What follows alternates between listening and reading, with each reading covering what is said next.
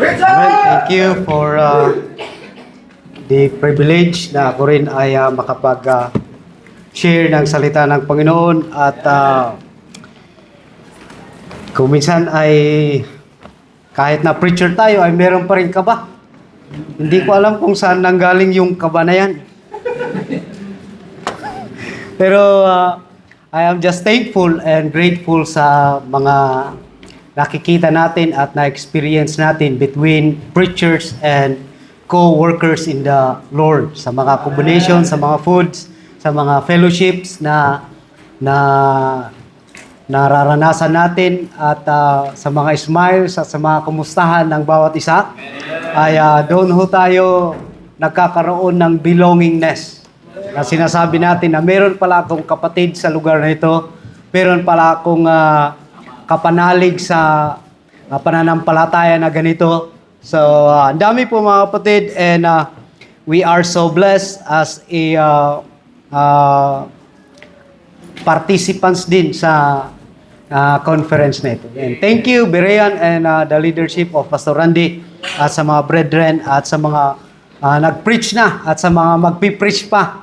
So, we are expecting na marami pang matutunan at marami pang mapapakinggan na salita ng Panginoon.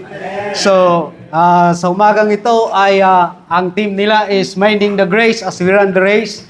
And I do not know kung ang aking ding text ay akma doon. So, kayo na lang ang mag-judge. Kaya makinig kayo para kung hindi akma, sasabihin nyo hindi akma. Pero pag akma, ay akma pala. Okay, so tayong lahat ay tumayo and let us read yung verse sa 1 Corinthians 15 verse number 58. 15 verse number 58 ng 1 Corinthians. It is a very familiar passage and I hope that it would help us. Ang sabi dito, basahin natin ng sabay-sabay. Ready? Verse number 58. Ready? Read. Therefore, my beloved brethren, be steadfast, unmovable, always abounding in the work of the Lord, for as much as you know that your labor is not in vain in the Lord. Let us go to God in prayer. Dear Lord, loving Father, once again, commit to you the learning of your word. May you speak to us. Use me, Lord, and help me, Lord. You know me, and you know everything about me. And Lord, I could not be a blessing without you and your Holy Spirit to work in the life of these people. Bless your name, in Jesus' name. Amen. Thank you, and please be seated. So, I entitled yung ating mensahe ngayon, It's Not in Vain. I know that you know the song, It's Not in Vain. So, kung gusto niyong kantahin ko, ay makinig kayo. Dahil kung hindi kayo makikinig, ay hindi ko kakantahin yon. At kung meron akong makita na hindi nakikinig, hindi ko kakantahin yon. Okay? So, I would like to say at sabihin, through the Word of God, ang sabi ng salita ng Panginoon, for as much as you know that your labor is not in vain in the Lord. Sayang ba ang ginagawa ninyo o ginagawa natin para sa Panginoon?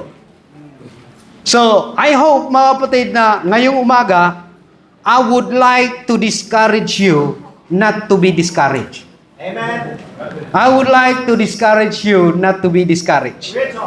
Ngayon mga kapatid, Satan is actually a good offerer. Kasi ang alam nang natin is offering eh. Pero Satan is offering what you want. And Satan mga kapatid is giving anything as long as you can give something in exchange for him. So, alam natin na sa panahon natin ngayon ay there are a lot of our brethren who cannot go on, who cannot go forward sa kanilang paninilbihan sa Panginoon. It's because they are already listening and they take heed of the offer of the devil. And we know that Satan is, sa Tagalog pa ay napakatuso po ng dyablo. Kaya po even doon sa Matthew chapter 4 verse number 9 to 10, anong sabi doon? Matthew chapter 4 verse number 9 to 10, anong sabi doon? Okay, and said unto him, all these things will I give thee, if thou wilt fall down and worship me. Verse number 10. Then saith Jesus unto him, Get thee hence, Satan, Satan, for it is written, thou shalt worship the Lord thy God, and him only thou serve. So it is just to say, mga kapatid, that Satan is talagang napakatuso niya. And one thing, mga kapatid, na gagawin niya is he's going to give you something or offer you something in exchange of your worship to him. So today, again, mga kapatid, there are a lot of copycats. They are following the ways of the devil. So kung minsan, mga kapatid, ay hindi naman sinasabi natin na wala naman talaga sila sa isang sabihin natin na obvious na kulto ang kanilang simbahan. Hindi natin masasabi na kulto talaga ang mga ito, pero they are hiding behind the Bible. Okay? And they are the one who is devising their own doctrine for money's sake. At alam natin, mga kapatid, na kung minsan ang mga taong ito ay we call them our parehas na may baptist ang kanilang mga churches.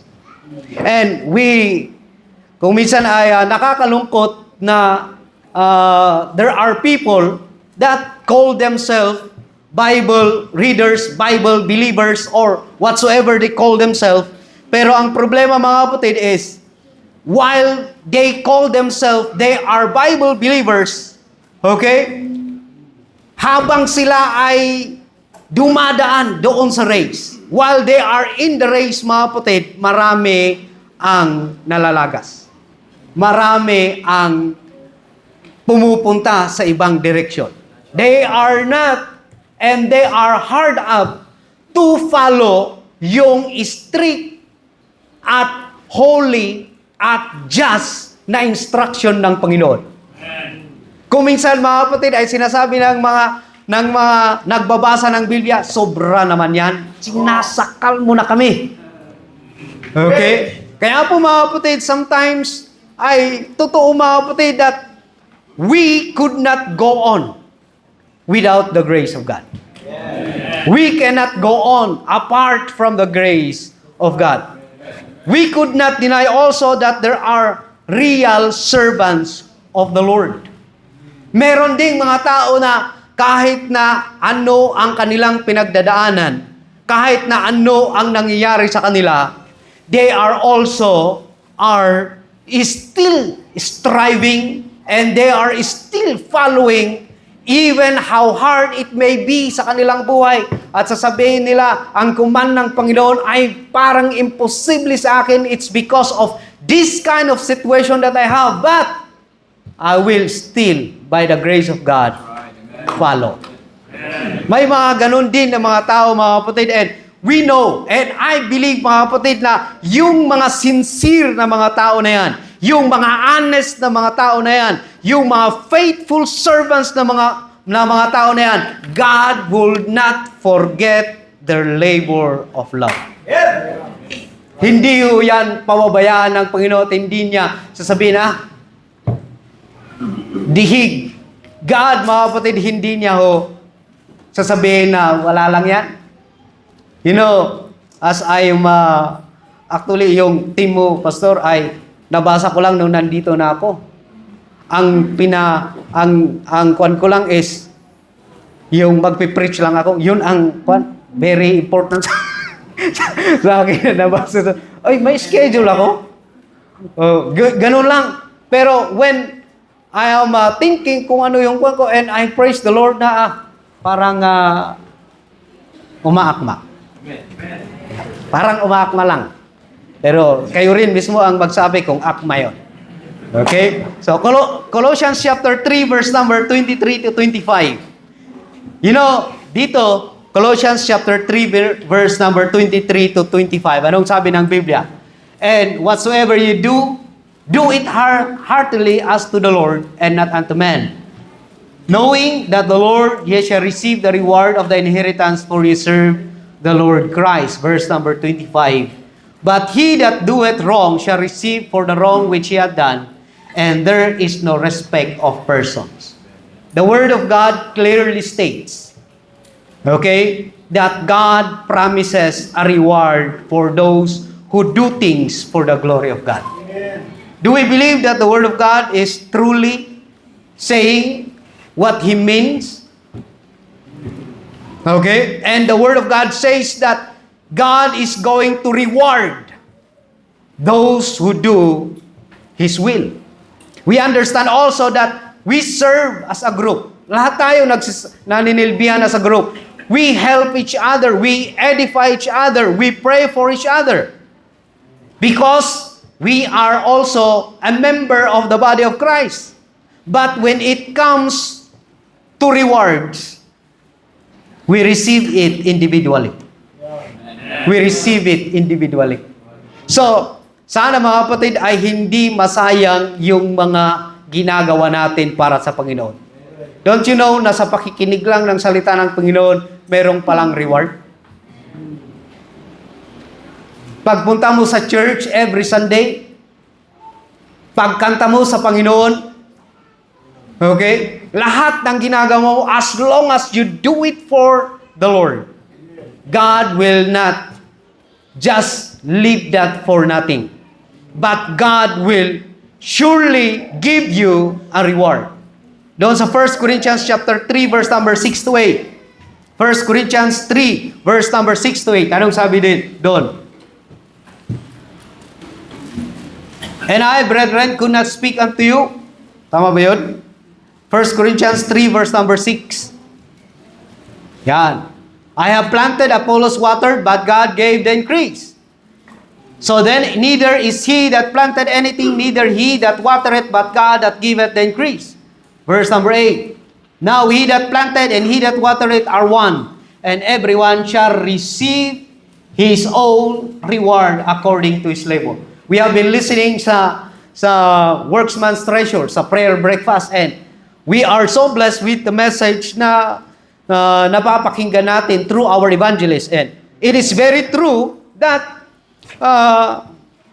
one day, my reward. Amen. In that judgment day, or in that day, mga kapatid, na we are going to meet our God. And it is so humbling, mga kapatid, humbling na sana, and our goal and my prayer also as a preacher is that I would not also burn my reward when I preach. Bakit? Kasi kung minsan, gusto natin na ma-please ang tao. Gusto natin na marami ang mag-amen. Gusto natin na marami ang mag-appreciate. And sometimes nawawala tayo sa focus na you are doing a great work or a job when you stand on the pulpit. Could you imagine na ikaw mismo ang magtuturo ng salita ng Panginoon? With the state that you have, with who you are, and then you are going to boast after. So, kaya nga po, thank you, Brother Pastor Andrew, for reminding us na it's not us. Hindi ho talaga tayo. Why? Because the day will declare our work whether it is done for God or not. Kaya po mga kapatid, kung minsan iniisip ko at ini-internalize ko na paano kaya? Bakit kaya? At sana ay yung paninilbihan sa Panginoon habang nakiklaim ka na ikaw ay ligtas ay totoo. Kaya po dinidiscourage ko kayo na ma-discourage na hindi magpatuloy sa Panginoon. It's because we believe that there is always a good reward that you will have after this life. And we know that whatever we have done for the Lord, ang sabi ng 1 Corinthians chapter 13, verse number 3, verse number 13 to 15. 1 Corinthians 3, verse number 13 to 15. Yun. Every man's work shall be made manifest, for the day shall declare it, because it shall be revealed by fire, and the fire shall try every man's work of what sort it is. If any man's work abide, which he had built thereupon, he shall receive a reward. Verse number 15. If any man's work shall be burned, he shall suffer loss. but he himself shall be saved, yet so us by fire. I hope na we could be able to understand, maintindihan natin lahat, na ang ating ginagawa at lahat ng ating ginagawa, matetes lahat ang mga yan. Did we do it truly for the glory of God? Did we do it truly for the praise of God? Many of our friends and brethren had already left us. These people maybe are preachers, they are good preachers, and they are believers of the Word of God, rightly dividers, street preachers, dispensationalists, and believers of the Christ death, burial, and resurrection. Pero, saan na sila ngayon? Think about that, mga kapatid. Sa dami natin, sino kaya ang susunod sa kanila?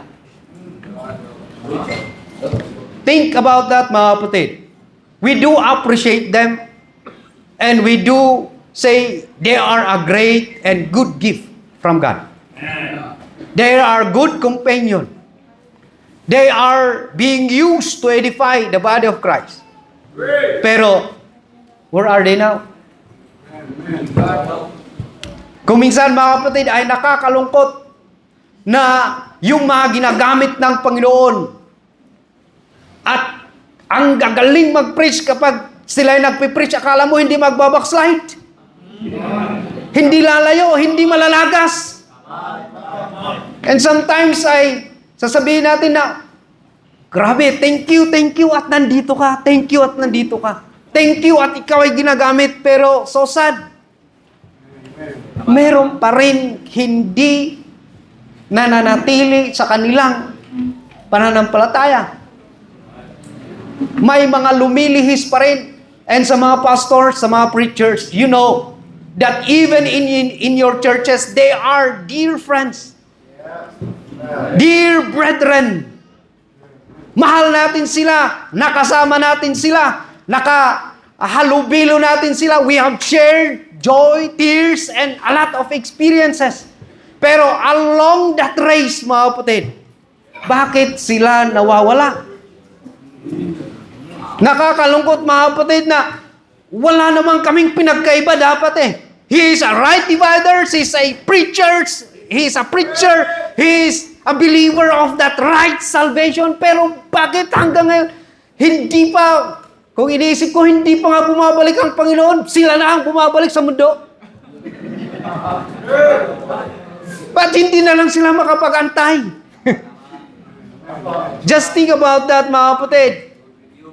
And sometimes I think din, mga kapatid, na siguro nga ay napakalakas ng influence ng mundo sa kanila. Napakalaki ang offer ni Satan sa kanila. Napakaganda at very alluring, very comfortable ang kanilang matatanggap kung sila ay aalis at mag-iiba. And we know, mga kapatid, na kung minsan ay kung ganun na yung magiging isip ng tao, mahirap kasi sa like faith churches, ang daming bawal ngang mag-boyfriend, mag-girlfriend. Ang gaganda pa naman ng mga babae sa mga like faith churches. Hindi ka pa naman pwedeng makindat. Kindat lang, bawal na.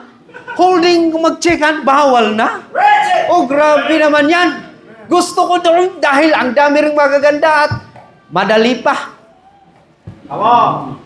Okay?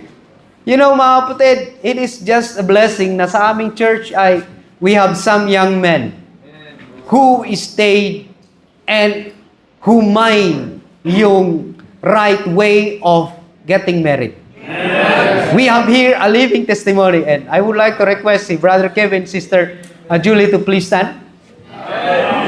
Yun. And thank you. And I just Praise the Lord na sila din yung una kong kinasal. And I am just privileged to be their pastor. And you know, mga kapatid, sa pagsunod sa Panginoon, sinasabi ng karamihan, mahirap. Pero, pwede naman. Tama ba? So, nasabi nila, mahirap. Bakit? Dahil ayaw nila eh. Mahirap talaga kung ayaw mo. Huwag mong lokohin ang sarili mo, ayaw mo dahil mahirap dahil ayaw mo. Kasi alam natin na kapag gusto mo, kahit mahirap, gusto mo eh.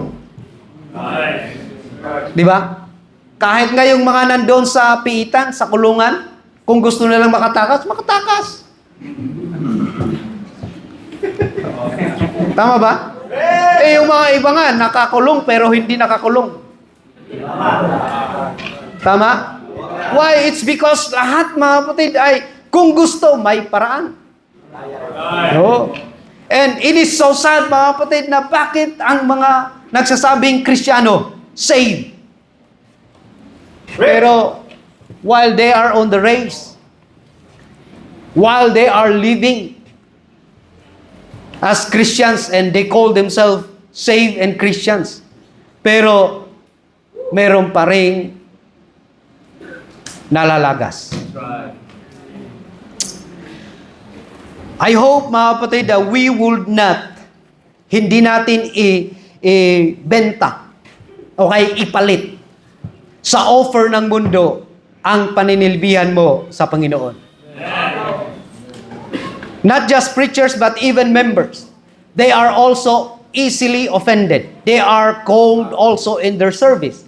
May mga members din tayo na nagkukumit ng kasalanan. May mga members na madaling masaktan. Madaling magtampo. Anong gagawin nila? They would not fellowship with us anymore. They will not be involved in the work of God anymore. They do not want to attend services anymore. And it is a sad reality that this happened to those who claims to be saved. Pero bakit ganun? Bakit ganun pa? At bakit sila nagkakaganon? Could you not think kung ikaw talaga ba ay saved? Kaya nga, kung sabi ni Pastor Randy, examine yourself. Examine natin ang sarili natin. Saved ba talaga tayo? Kasi, kung minsan ay, hindi mo ba iniisip yung nakaraang buhay mo? Na kung minsan sa mga dating tradisyonal, you are a giver. You are a soul winner. You are a Bible reader. You are attending every service of your church. Pero hindi ka saved. You have a wrong object of salvation. Ngayon, nandito ka na sa totoong ebanghelyo. Okay? Maybe, sa iyong paglipat sa totoong ebanghelyo, you have forsaken your friends. Maybe your brother or your sister hated you because umalis ka sa simbahan. Dapat dito ka. Baptist tayo eh. Ba't ka pa alis at pupunta dyan? May mga kasamahan tayo na they sacrifice the friendship that they have with the church, even a position that they have in the churches. And then they are now attending and they are now with us. Nandito na sila sa right dividers, sa mga dispensationalists na sinasabi natin. We are now living in the right gospel. Pero is there still a tendency na ikaw ay ma-discourage at bumalik? Is there still a tendency na ikaw ay lumamig at hindi ka na namin makasama sa mga fellowship? Is there a tendency na mangyayari yun? Kahit ang dami mo ng sinakripisyo para makasama at matuto sa katotohanan? You have been hated. You have been branded as heretics. You have been branded as anything na sinasabi ng mundo. Wow, kayo mga heretic, mga demonic kayo, mga anak kampon kayo ni demonic. Kung ano-ano ang narinig natin at kung ano-ano yung mga naramdaman natin na sakit. Pero ngayon na nandito ka, is there still a tendency na aalis ka? Are you truly committed ngayon na hindi ka mawawala? Kasi kung minsan nakakalungkot, namimiss na natin, sana yung mga na yun, kung minsan ay, sayang naman. It's a reality, mga kapatid, na nangyayari sa atin. Not just sa ating fellowship, but even in our own churches. Nakakalungkot. At kung titignan natin ang kanilang background, bakit pa sila bumalik? Hindi ba nila naalala kung ano ang nangyari sa kanila? Bakit pa sila naging ganito? Did the Word of God do something bad sa kanila?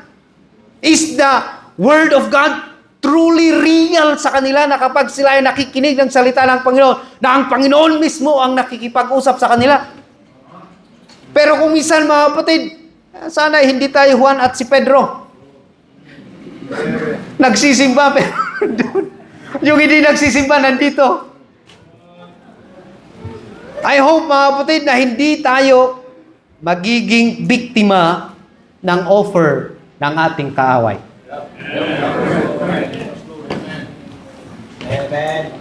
Maybe they have forgotten why and what God had done for them.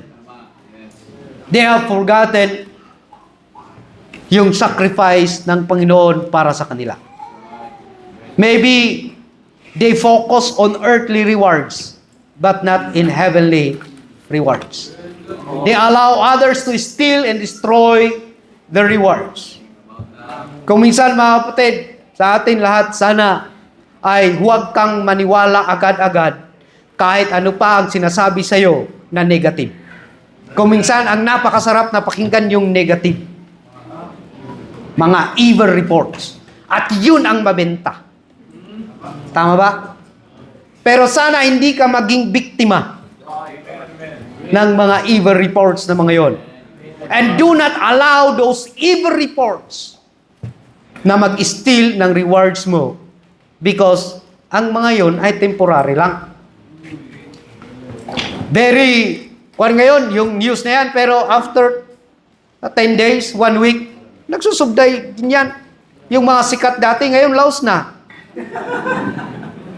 Kung naging artista pa si Pastor Andrew, ngayon, laos na. Pero ngayon ay, hanggang ngayon ay hindi pa. Amen. They exchange heavenly rewards to a temporary happiness. Remember, mga kapatid, you may have all the riches that Satan will offer you. Comforts that you will have when you succumb yourself with those comforts that Satan is offering you. But remember, it is just for a time. It will not last. Remember, mga kapatid, kung ano ang offer ng Panginoon sa iyo, eternal. Up there in heaven. The day will declare it, mga kapatid. You know it. You know if you have done for God or not. Or you have done for yourself, you have done for your friends, you have done for applause, you have done for money, for your own glory, and you know it.